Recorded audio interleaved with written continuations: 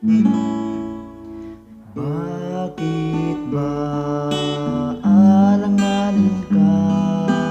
Bisyo ba sa'yo'y mahalaga?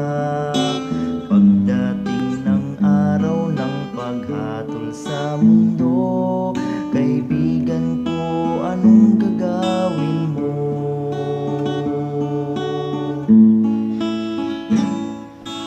Kung ang nais mo'y buhay na walang hanggan, babaguhin mo buhay mo ngayon. Dapat na hanapin mo ang tunay na daan. Yan ang sabi ng